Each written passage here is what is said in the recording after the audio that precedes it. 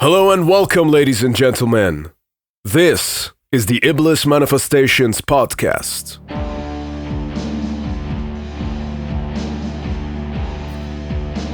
This channel features lengthy off-limits conversations with various different artists and entrepreneurs, predominantly from the underground metal scene. We take deep dives into the topics of life, music, spirituality, and take insight from a variety of thought-provoking perspectives from personalities who you don't often hear from in a mainstream settings. I am your host, Cheyenne, and I was originally born and raised in Iran and currently reside in the UK. I am the frontman and founding member of the black death metal band TRIVAX, who have been active since 2009. The band originally started in the Islamic Republic of Iran, where such type of music is banned as well as a punishable offense. You can check the band's pages for any updates on tour dates as well as new music. I am also a personal trainer and an online fitness coach who specializes in people achieving the best versions of themselves physically and mentally. Having been someone who was once extremely out of shape and overweight, I find it to be my duty to be able to pass on the information and knowledge which I've gained to help others achieve the same transformation.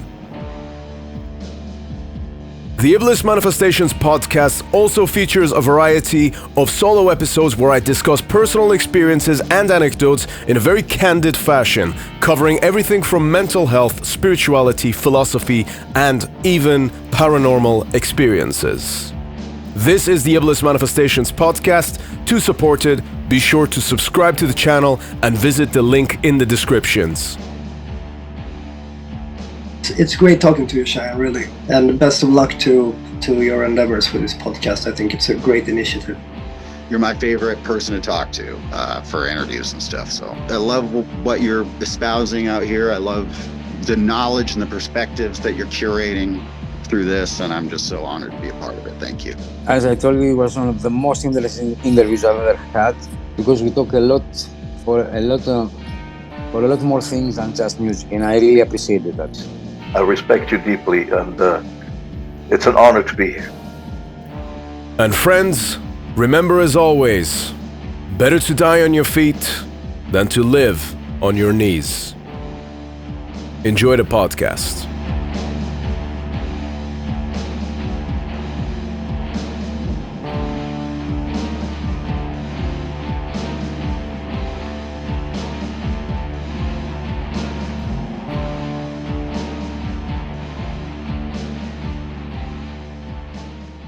Okay, Roman, good evening, sir. How are you doing, man? It's a real pleasure to have you on Iblis Manifestations. I've been looking forward to our conversation quite a lot. How you doing?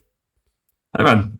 Cheyenne, thanks for the invitation. I'm really honored to be on the podcast thing. I'm not used to it much, but I'm really happy to be on it. Yeah, I'm doing fine. We're really busy at the moment. For people who don't know what I'm doing, I'm District 19. I own the booking. It's a booking agency, work as tour agent and band management, and we will have several tours going on at the moment and some festivals to prepare. So it's busy times, luckily. After the whole COVID bullshit and everything else that's going on in the world, we cannot complain. There's a lot of work to be done, and I guess it keeps the Vienna safe when I'm working. So we will. I'm doing fine. Thanks. Awesome, man. Awesome. And that's exactly why I do appreciate you taking time out of your busy schedule. I know you're not a guy who twiddles his thumbs very often. There's lots of different things we can talk about. I like to have a variety of different guests on the show from different strains of, especially the underground scene and the music industry. I've had photographers, and people from bands and stuff. I know you've obviously played in bands before anyway. And, I like to get the different perspectives from different people who are involved with the music that we're involved with. But there's one thing with yourself that I'm quite fascinated about, and I do want to actually talk to you about this, okay? So this long tangent introduction, all I want to really say is that I think of everyone who's been on the podcast so far, you're actually the first person who has been to Iran as recently as anyone has. I mean, I haven't been there for like 10 years at this point. So, I mean, I don't know how much you have to share with us. I know yourself and your lovely wife went there recently, but I'd just love to hear about the trip, man. You know, I mean, to me, I didn't even think it was possible to go there as a tourist, but maybe that's just because I've been blacklisted for so long. You know, I just thought no one else was allowed to go either. So I would just love to hear about your experiences there, man. Yeah, well, last year it was a really busy travel year. I visited Brazil, US, and Japan. Also Egypt we visited, and Iran was basically on the bucket list. It was on my wife's bucket list, more or less, and I had to join her more. So it was not the initiative from that did not came from my side, but I like the idea to obviously to visit countries I've never been before, because we've been in Jordania, we have been in several other countries, India, and Iran sounded interesting, but I had no clue what to expect. So it was, and I also didn't have the time to read a lot about it. So we just applied for a tourist visa, booked a flight, a direct flight from Vienna to Tehran, and went there. And well, it was totally different than expected. I didn't expect too much, to be honest, because as I said, I had not much time to prepare for the trip. But when we arrived there, it was cold. There were in Tehran, people were skiing. There was even a lot of a restaurant scene around that in the north of Tehran. And it was very friendly people everywhere. It was a bit of a cliche maybe, but we got invitations to people's homes, etc., which I thought would never happen these days anymore. We had amazing food. Really, really good. We only been 2 days there, and then we took a flight to the very south to Bandar Abbas and the Hormuz Island. Oh, so you went down there? Cool. Yes, it was a domestic flight, and then there it was like 26 degrees, and they're driving in tuk-tuks around, and totally different vibe. Obviously, seaside. From there, we took Shiraz. We took a bus to Shiraz, like 10 hours, like the Flixbus system in Europe. And amazing. We visited Persepolis, Necropolis, all the Xerxes graves and stuff like that. Yazd was on the list, Isfahan. And then Kashan even was there, and some other smaller towns. And cool. We purchased. Yeah, I can talk hours about this. It was a real eye-opener. Super friendly people. Purchased some paintings and prints. We visited art galleries, and basically had no negative experiences at all. That's fantastic, man. I didn't realize that you went to so many places, because even with Bandar Abbas, I haven't been there myself. I've only been to the Kish Islands, which is obviously, that's kind of like that's the port, basically. So you can take ferries to all kind of islands, and it was a really happy and a good vibe also, because many Iranians have their holidays there, and also in the hotels. You mingle really quickly in Iran with the locals, because they are in the hotels and have holidays as well, which is totally different than if you go to Spain. You will not find Spanish people in the Spanish hotels if you go there on the Costa Brava or Costa Blanca, because it will be mostly Germans and English tourists there. What was your favorite food that you tried whilst you were over there? Well, it was pretty basic. It was a lot of kebab stuff, but we also had super ice creams with a lot of pistache nuts and stuff like that. And right. Yeah, lamb meat, and they had really amazing salads as well. And these yogurt drinks, I forgot the name, but some people love it, some don't, but I really think it's very refreshing. And it makes you feel sleepy afterwards as well, especially if you have it after dinner or something. Dour makes you very sleepy. It's kind of like the Aryan stuff that you can buy here. It's basically drinkable yogurt, but sometimes with like a bit of mint or something. Yeah, mint or other things. And also, we did some smoking, obviously, with apple flavor, which basically weed or something.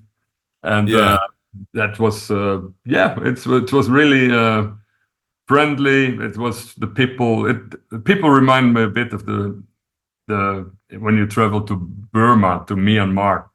Really lovely people, intelligent people, highly educated, speak very better English than we did. And it's definitely a country to return to. It's just, if you went there, you cannot travel with ESTA to the US anymore. So I applied now for a working visa for the US, and I got it. So now I can travel to the US again as well, early 2025. Okay, yeah. So initially, the US stopped you from being able to go back there, right? Yeah, if you go via the ESTA system, ESTA to the US, that's kind of visa waiver system that you wire $20, $12 or something, and then you can easily go on holiday to the United States. But you cannot use this system anymore if you have been in some countries like Iran, Yemen, even Cuba is on it.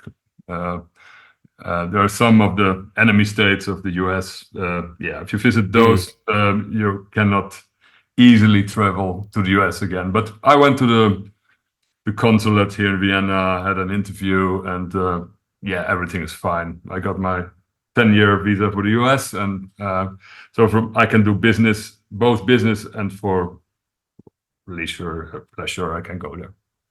Amazing. So, well, that's good, first of all, because I know that it can create a lot of problems for a lot of people going there. I know Israel, that's certainly the case, even if you've got dual citizenship. One more thing I just want to ask you, and, I understand, obviously, you have a lot of stuff going on, but I'm just asking for personal pleasure as well, even just beyond the podcast material, because I really want to know what's your thoughts on this.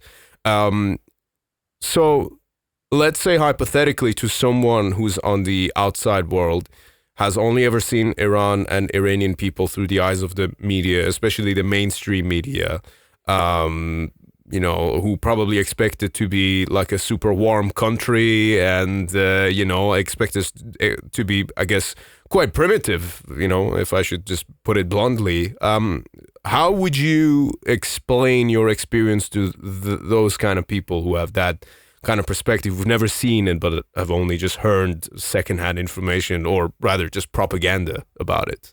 Yeah, I just want to pick that word. Don't believe the propaganda stuff. That's it. It's the reality is totally different. Obviously, the regular people can't help what their government does anyhow. Same if you go to Israel or you go to any other country. Well, it doesn't always mean the locals agree with what their government is doing, especially not in Iran. And all this negative stuff. I only saw it once there when I switched on the TV when I was in Isfahan in the hotel. Usually I'm not there to watch TV or whatsoever, but I switched it on and it was immediately anti-Western propaganda from the government. So I switched it off immediately.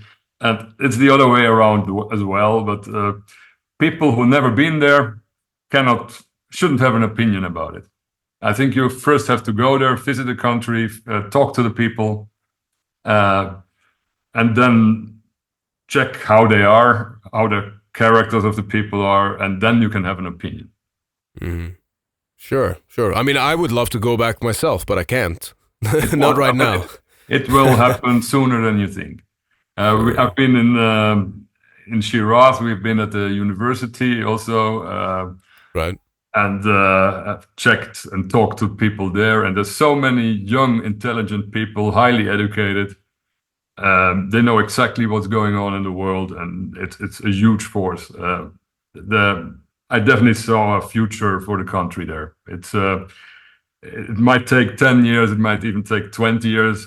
I hope not, but it could be. And I hope this problem will solve itself.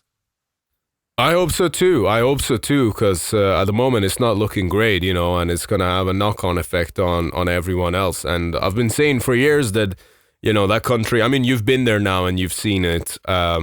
it's a problem that needs to that it just needs to be solved internally. But at the moment, it's looking like it might be a little too late for that. And I don't know what the future would look like for the country if like things will change, of course, but at what cost, and then what is it going to look like? Maybe it'll be fine, maybe it'll be good, but it's a problem. It's like this: you've got a household that's dysfunctional, and you've got a crazy person in the house, and then what you need to do is Kick them out. Kick that person out. Yeah. But what you don't want to happen is for other people to come and take that person and then seize all your assets and then start taking the rest of you somewhere else and then telling you how you need to be in the absence of that person. Does that make sense? I totally agree. And there's obviously more problems than just with the government, etc. It's the whole region that's more or less a bit fucked up. Mm-hmm. Yeah. Same if you look at the Israel thing. It's whatever Israel is doing or Iran is doing internally, the Sunnite Shiite problem will remain in that region. Absolutely. And it might even be worse if some leaders are gone, or some problems will be solved, others will pop up. So it's an ongoing battle of things. But right now there's so many young people, thousands of them, who want to change. And the ones in charge are 85 years old. So I think the problem will solve itself. Well, I hope so. I really, really, really do hope so. And I think there's a lot of cultural implementation that we also got to focus on. Just as someone who's clearly, obviously traveled a lot, and then you have been around the block a few times, what would you say is, and I guess this is an extremely broad question. And again, like everything else, I'm asking more for my own curiosity just because I want to know. What would you say is the most sort of important, I guess, top 3 lessons that you would have learned from all of the travelings that you've done, not just to Iran, but also to Japan, to the States, to everywhere, basically? You have to be open-minded and just, what I just said, go there, be open-minded, talk to the people, mingle with the locals. Maybe don't go to the tourist areas all the time, but just if you go to Miami, you don't go to South Beach. You go to other areas where locals live. You can learn so much from traveling. I was when I was 15, 16, I already traveled Europe by train with this Interrail ticket for 1 month. You can go everywhere with one ticket. Right. Cool. It's party with the people as well. Music is very important as well. You can maybe have jam session or just go to the local bands, invite them to your country. There should be more communication, and I'm sure if we take our metal scene, the extreme metal scene, for example, it's not exactly a hippie community, but still, if you look at it, how multiculti it is and how well everyone is going along. People travel from all over the world to the festivals to party together. This is very true. Maybe you shouldn't always talk about politics. Sure, it's good to address it sometimes, but it's same if you go to a metal show here in Vienna. Not everyone will have the same opinion about certain things, but I think it's totally fine, and it's even better everyone has its own opinion than I agree. Yeah, all absolutely. lemmings all over do the same. And further, also important, don't give a flying fuck about certain things and just go there and not listen to the radio or the television, what they tell you, how the people are in other countries, because sometimes they really give you the wrong picture. Same if you go to Israel, same if you go to Africa. Yeah, it's great. I just have been in Turkey at the Bosporus Open Air, and amazing. Very friendly people, also good food. Even people from Russia went there. It was one of the only countries metal fans from Russia can travel at the moment outside of Russia, where still shows are, because they can travel to Serbia, but there's not much going on. on the concert level, and now Okay. I met promoters from Moscow and metal fans from Moscow, which we met before when we have been there with Asphyx in Moscow and St. Petersburg. And yeah, I met those fans in Turkey now because they travel a few times a year to Istanbul to attend shows. And yeah, that's not exactly what you asked me before, but it's I think that's why I'm in this. I'm a music enthusiast, and I love to travel for my work. Also, I was tour manager before. I played in bands before, but also privately. It's very important I spend almost all my money on travels, basically. Gotcha. So the 3 lessons, and I know that obviously, it was a very broad question and you kind of went everywhere with it. The 3 things that we can take away from that is A, be open-minded about places and don't judge a book by its cover. B, intermingle with different people of different backgrounds. And then, I guess in the context of music, it can be the case of you go play a show over there, then you can bring those guys to your home country and then you can do a show together kind of thing. And then that's how I guess from a scene perspective, it thrives. And then 3, what's the 3rd lesson we could take away from that, do you think? No clue. No. I lost it. I guess it comes down to the fact that you said people could have different ideas than you, and especially when it comes to something as divisive as politics, but you can still either have discourse or agree to disagree and still be peaceful about it. Yeah, sure. You can go fishing with someone, and if you already know the tricky topic, sure, you can discuss it. But if you totally disagree with someone, I can still drink a beer with that person. Yeah, absolutely. Yeah, unless they're really getting on my nerves, then not. but it's not my mission to be everyone's friend. But if you just travel, go somewhere. If you like it, you stay. If you've seen it all, or you're annoyed, you look forward. Always look forward. Never look back. Well, if you think about it, this is how I think humans evolved for the longest time, and still do, is that, we're constantly exchanging values. And I think this is a very relevant concept just within the music industry alone. I think that, whether it's which country you're based in or which country you're going to, let's say the example that I made, if you're connecting with people from different places. But I think at the end of the day, you were constantly exchanging values. And I think that, so I've got a bit of something and then you got a bit of something. I want that thing that you've got, you want the thing that I've got. So we trade these things. And I think that, I guess I'm putting it very vaguely, but this is the idea I always had with TRIVAX as well, is rather than just sit around and wait for an opportunity to come and knock on the door, well, present a value, and I think this is what I always try and say to younger musicians is, well, what value do you present to said promoter? It's like, oh, no one's replying to our emails. Well, what do you have to offer to them, and how are you going to let them know that you have this thing to offer? Does that make sense to you? Yeah, it's very important. No one knocks on your door like, hey, you want to have a show, you want to play, or whatsoever. Yeah. It's you have to present yourself in a proper way. It doesn't matter if you talk about if you're in a band or for if you apply for a job whatsoever.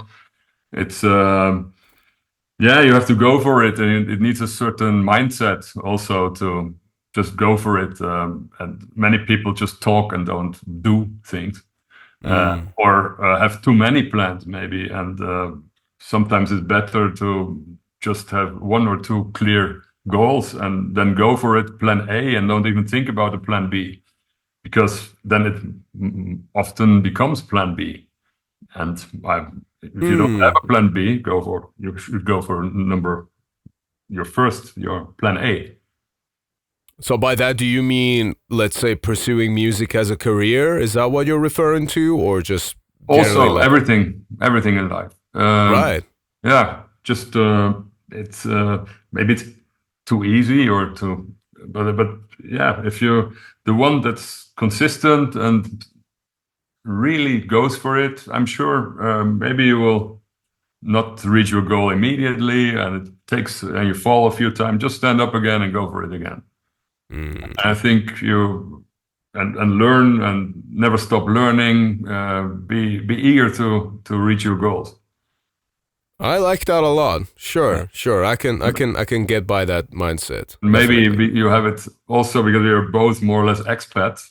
Even when I'm Austrian and now I'm in Austrian, it sounds very normal, but I lived all my life in the Netherlands and in Germany and other countries. And back in the days, there have not been many expats. Nowadays, it's normal that I'm going to live or study somewhere else. But yeah, in the 80s, it was not the case. There were in the Netherlands where I then lived, there was only it was Keith from Destroyer 666. It was Alan from Primordial. It was my now wife Sasha, and it was me. That was it in the Netherlands.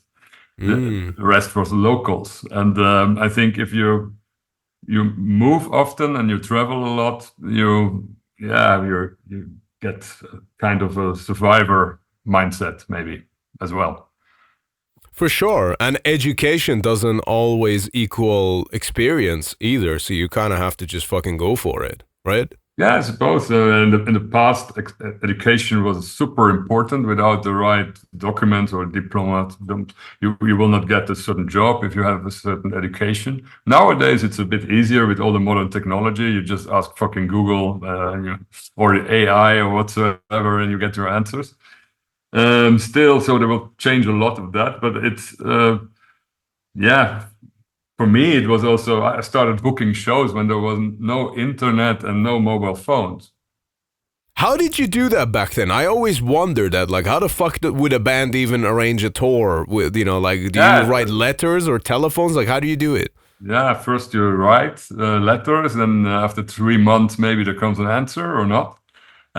With calling, we called some people as well, but yeah, if you phone someone and then you get the parents on the phone, and then Right. you ask if Necro Butcher is at home.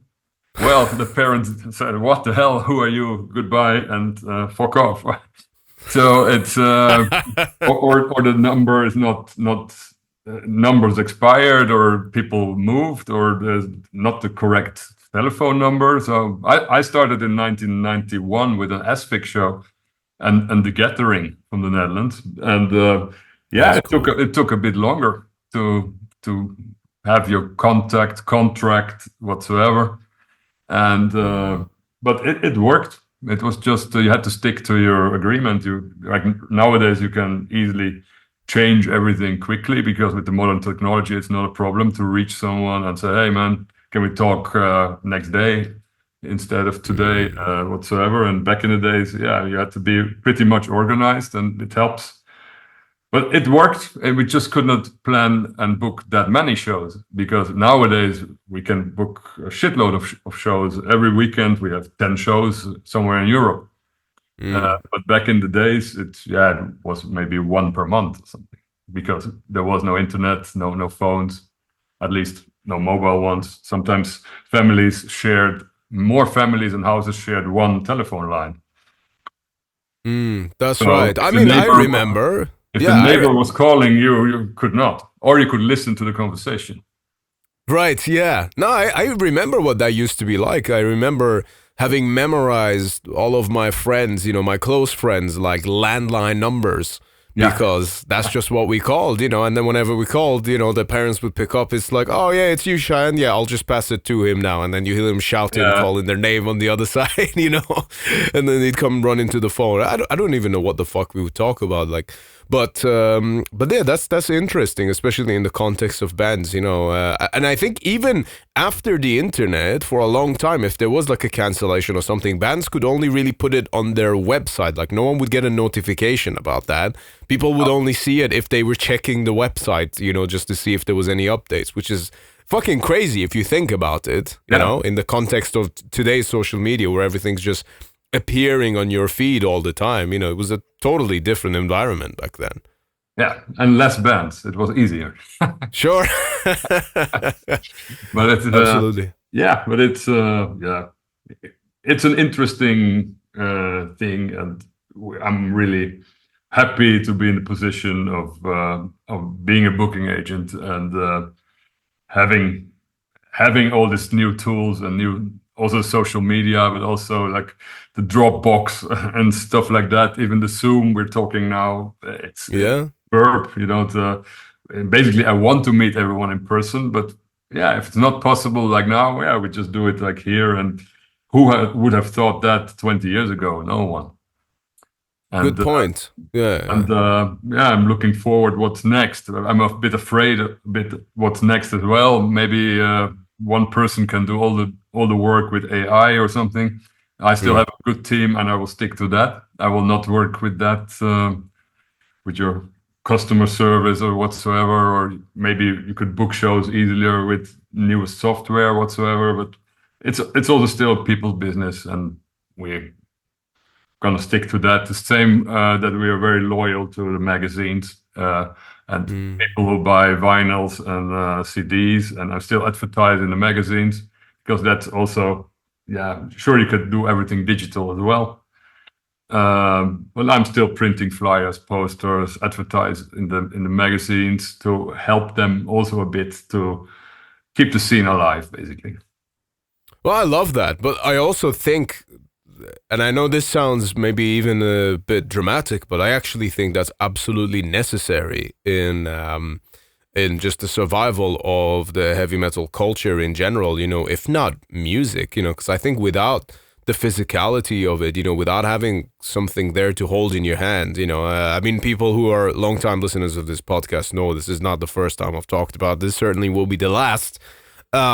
I think that part of the heavy metal experience is that you have something in your hands that you can look at, even if it's just a gig flyer. You get to hold a gig flyer, you get to smell it, and you get to look at the band logos. You get to look at like an album cover on a vinyl. You know, you can spend hours looking at it whilst listening to the album on repeat and just like discovering all of the different pathways, but also using your own imagination. I think that's the most fun part, is using your own imagination when listening to a song, when attending a show. I think that's kind of what completes the package. So kudos to you for sticking to that, really. You know, and I know that you are in that position with obviously a lot of your festivals that, well, I guess you do have competitors. I know you like to call them colleagues, but at the end of the day, you do also have competitors. So do you ever think, oh, what if some of these other festivals that you're sort of in competition with, then they decide to utilize some of those kind of AI tools and they decide to be less old school, and then, you know, and it does actually work out for them in a more efficient way? Do you understand what I'm saying by that? Yeah. Well, it happens already here and there that they come with big LED screens and say, leave your backdrop at home to the bands because we have a LED screen and we put your logo on. It's quicker with the changeover, etc. Sure. But it doesn't always have the same vibe. When I booked My Dying Bride, for example, I really told them we have the option with the LED screen and put your logo, the My Dying Bride logo, on the back, and with all different colors or whatsoever. But I really prefer the old school logo on a backdrop, and it's just a different atmosphere. So I stick to the physical products, what you said before, and I'm a bit old school when it comes to renewing things. And if competitors or colleagues want to do it different, it's totally fine. I even love to have competition. It also inspires me a lot to go for it. And I don't have to agree with them. In fact, I'm one of the only. District 19 is, and also my festivals, we are really one of the last independent indoor festivals, especially in the Netherlands and also in Vienna, because most of it is Live Nation linked to and way more commercial, like with paid meet and greets or whatsoever, which I will never do. And we don't have any government money, we don't have any sponsors, there's no money coming from anywhere, and that's fine because I don't have to discuss with anyone about the lineup, about what we do. It costs a lot of time and energy to always swim with the stream, or every time to go, what's doing, what people expect from you. I once had Jägermeister and also Monster Energy as a sponsor, and then they wanted me to have Epica on my festival or something. Well, Right.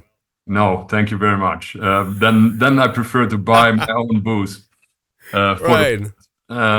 So we're pretty independent, and I said before, I don't care too much about what others do, and I see myself as part of the scene as well, and we don't justify whatsoever. Doesn't matter about what. I love that thinking, man.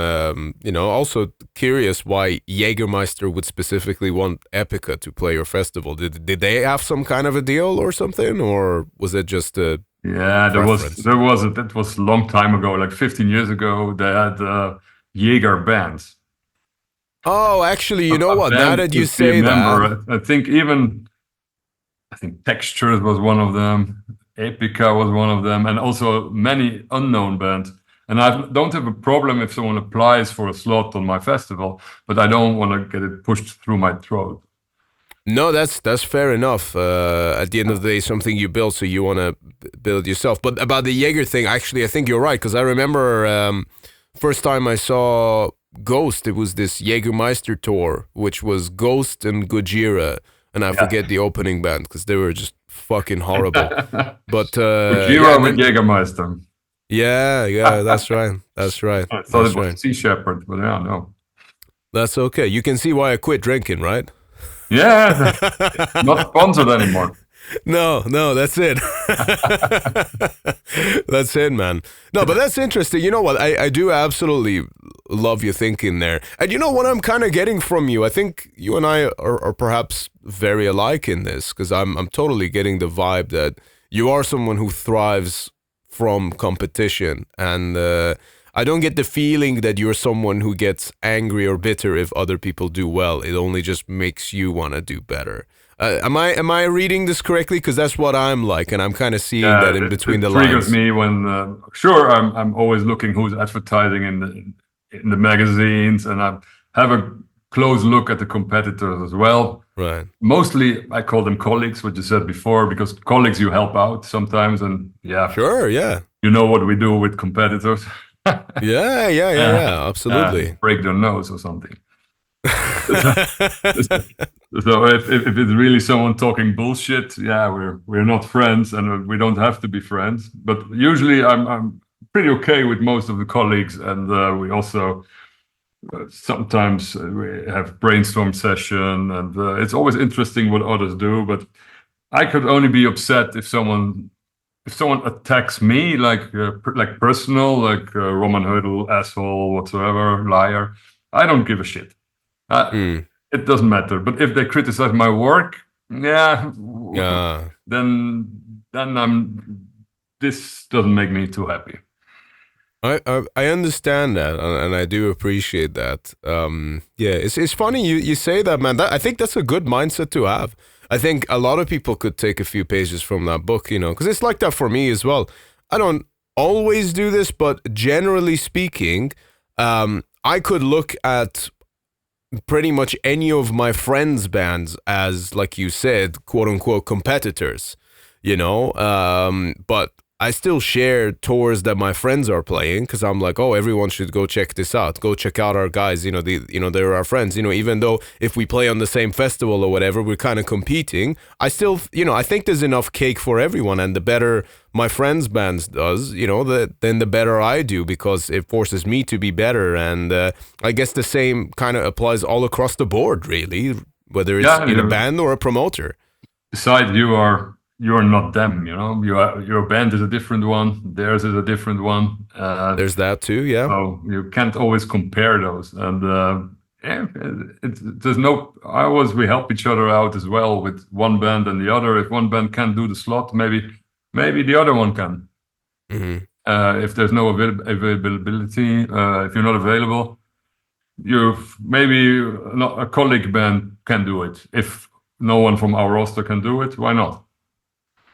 Yeah, that is a very good way of doing it. I will also say, though, that I don't think everyone, or at least my experience in the UK scene here, I don't know what's your experience like with people from the UK in general, and maybe this is not a reflection of British people, this is just a reflection of the UK metal scene, you know?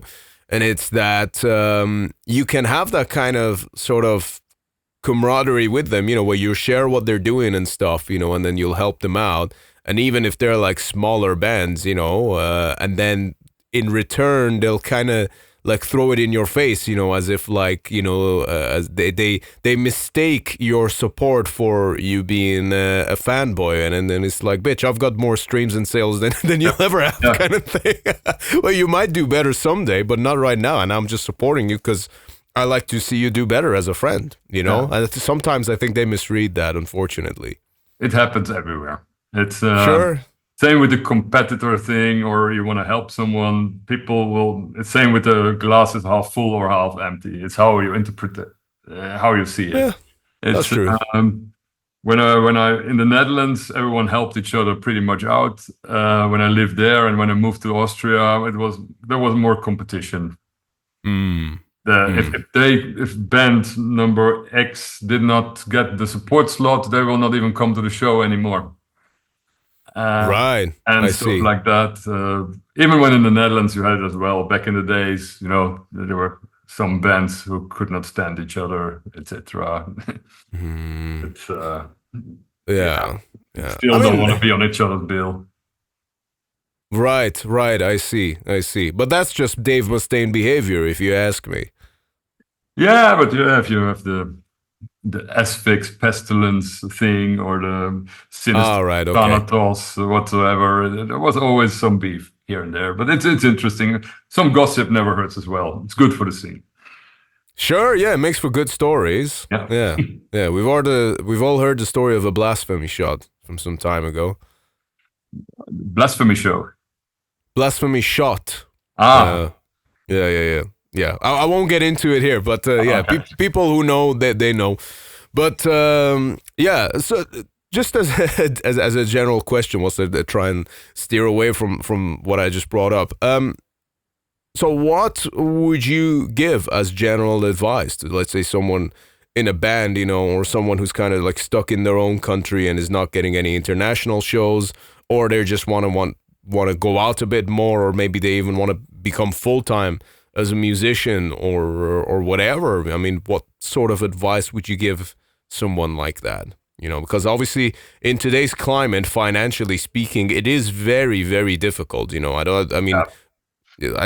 unfortunately, the whole scene is too commercial at the moment. Like, especially if you look at the mainstream metal, okay, you have bands that only do it for the money, and it's not really, for me, it's not even true metal anymore, even when that's a different topic. Who's that, who's not, but it's too commercialized. And if you're in an underground, it depends a bit on your music. If you're a radio band, or if you're like Volbeat in the past, there was a real radio band and they made it with just playing a shitload of shows and promoting it at the radio stations. But if you look at an underground band, if you're in a extreme black metal or death metal band, it's just the basic of all is still your music, your product. Have a good recording, and don't. I would spend a lot of money on the right studio with the right producer, mix and mastering. Then obviously some videos. It's important. Some like it or not, but you need at least 2 professional video clips from that. And the label is still very important if it comes to distribution and promoting. Still, if you have really well organized band members, you could do that as well. But the label obviously can do it quicker and have more staff and more focus on it and more experience. So finding the right label, even right now, it's really tough if you want to get signed to a label, because most labels have signed too many bands for too many records. So right now the sales go down a bit, and most of the labels are not really in a signing mode, because they still have to release all these albums they signed the contracts for.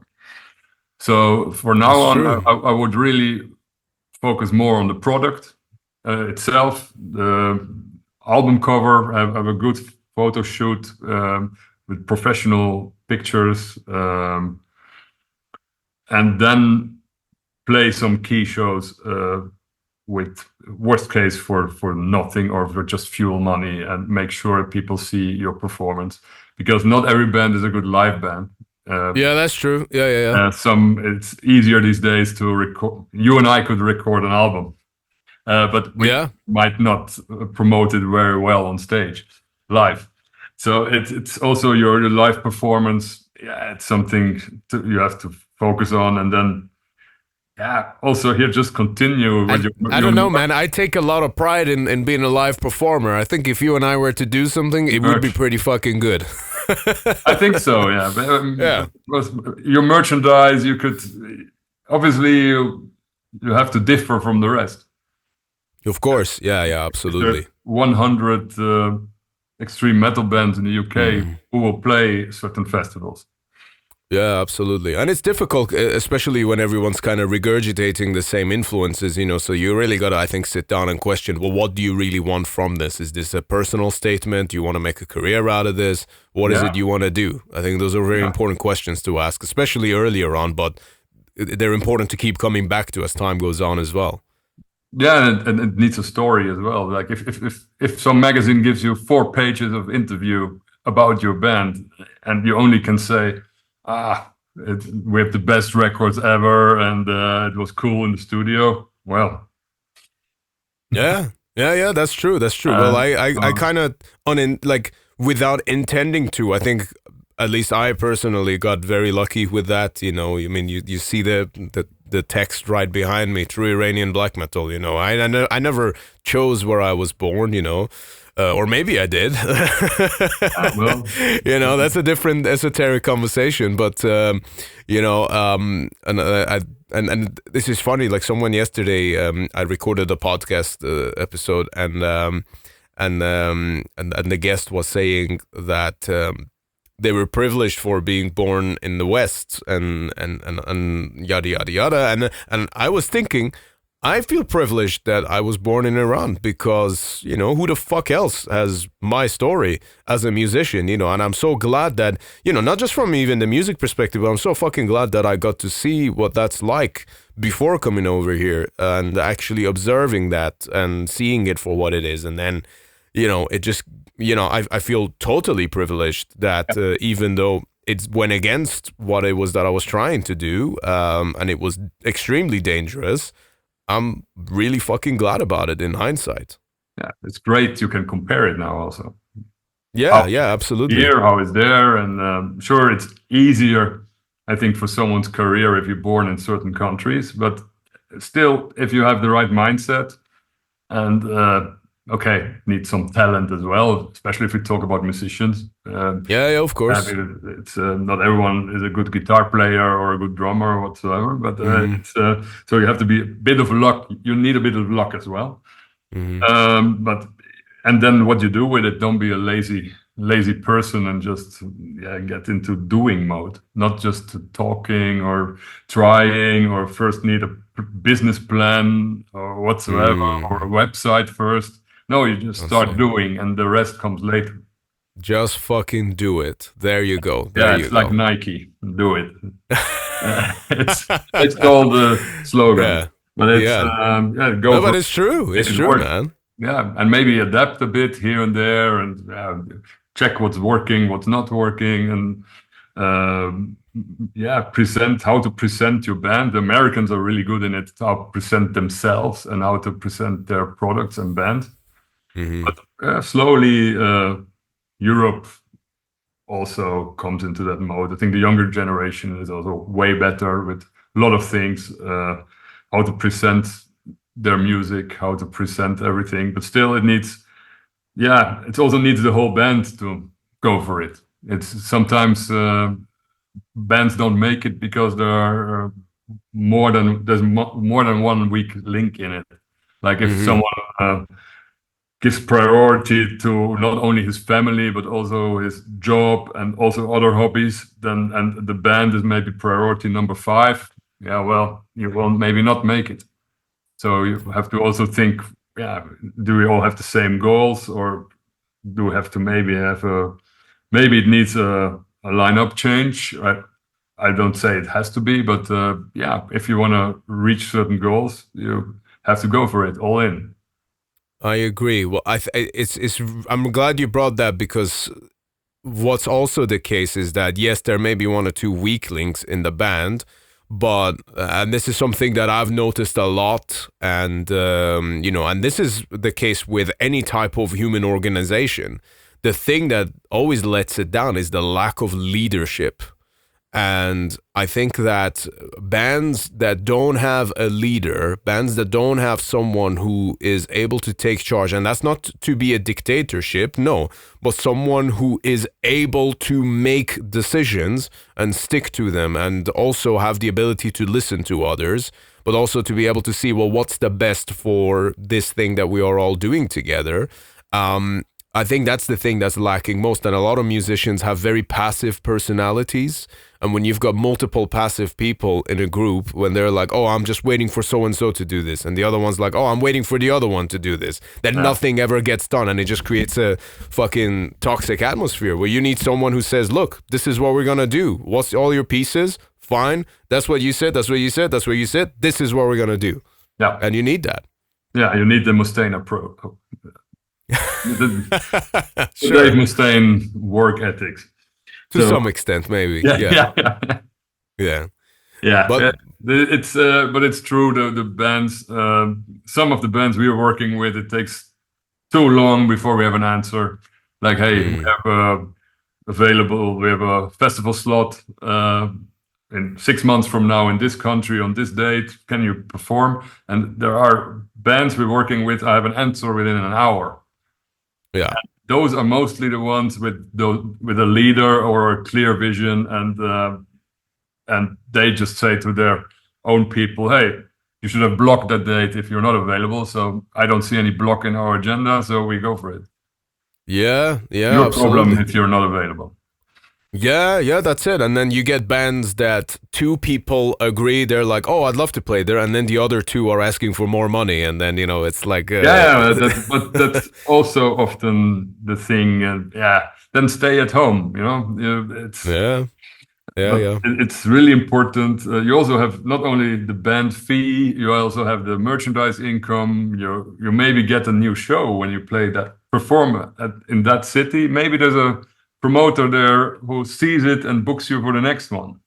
You never know who's in the crowd. Yeah, that's happened to us before. We've been offered much bigger festivals in the past just from playing some random ass fucking show and not even getting paid much for it, and I learned that quickly. What was her name? And I know this is a very mainstream commercial example, but what's the name of the lady who plays guitars for Alice Cooper now? Do you remember? Yeah, sure, but I don't remember the name.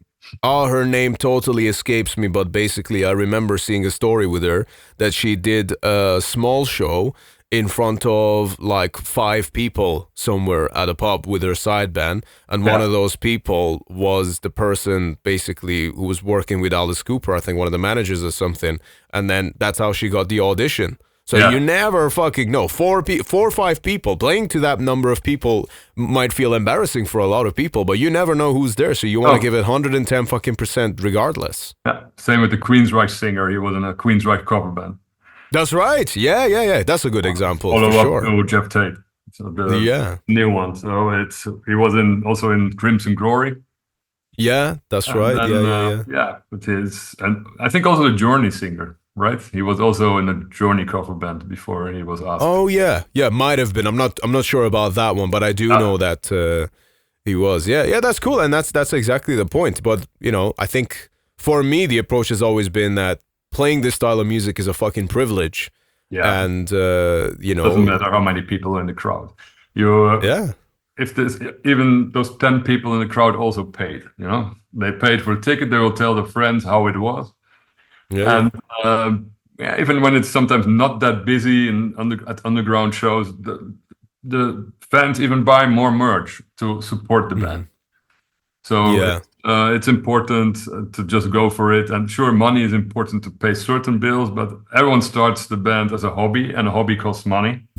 Yeah. And if you want to reach something, you just go for it. And you should avoid certain label or management deals maybe that take all your money and then you're broke.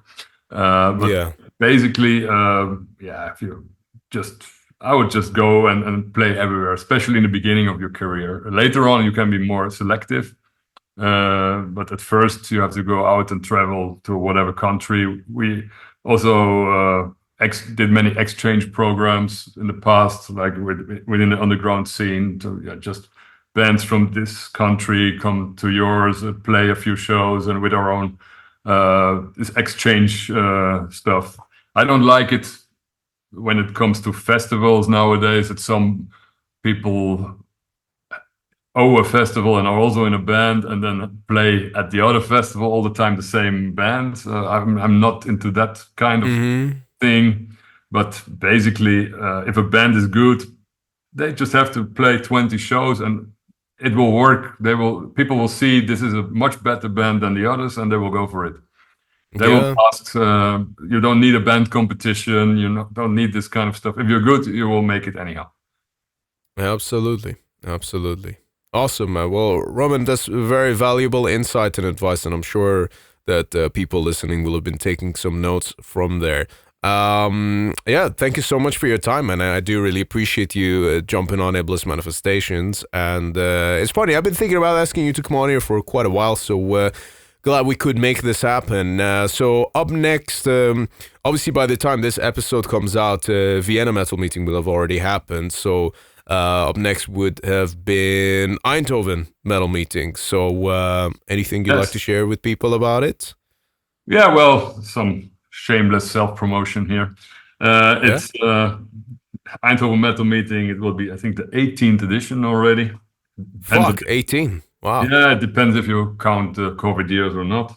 And 13th and the 14th of December with Catatonia, Dark Funeral. We also have Iblis, the reunion gig of the Covenant with the Nexus Polaris set list. Anal Natrak playing Asphyx, so their Dark Funeral. We will have a good festival. This is basically my baby. Because even when I left the Netherlands, I'm still organizing the Eindhoven Metal Meeting because it's just, we have a great team there, cool crew, local crew. Festival is really amazing because more than 60% of the audience comes from other countries. So, and not only from the Netherlands, but also from far away. We have guests from India, from Brazil, from the US. Iceland, etc. So it's an international crowd coming there and have a party just before Christmas. And I like it also because there's no fucking camping or whatsoever. It's in the winter. It's easy to reach. Eindhoven has an airport, and even from Amsterdam, there's every half hour a train. Accommodation, the hotel situation is really good. It's just a walking distance from the festival venue with 2 stages. And with this one, I will continue for some years because at first I thought, maybe it's time to stop it or do something else. But with Eindhoven, I'm really happy with that one. And also the fans, there are many visitors coming every year again and again. So it's a good sign. And even when musically I want to go more into experimental stuff as well, but commercially seen, that would be suicide. So I always have to balance that a bit. Yeah, of course. Well, that's a killer lineup, man, and I think you've done a great job of putting this thing together, and I couldn't recommend it enough, not that you necessarily need my recommendation for it. I think most people listening to this are more than likely already familiar, but just in case, here's a reminder, go check out Eindhoven Metal Meeting. And Roman, once again, thank you so much for jumping on the podcast, man. I appreciate your time. Cheers. Killer. All right. And to everyone else listening, thank you guys for tuning in. We'll see you on the next episode of Iblis Manifestations. Bye-bye.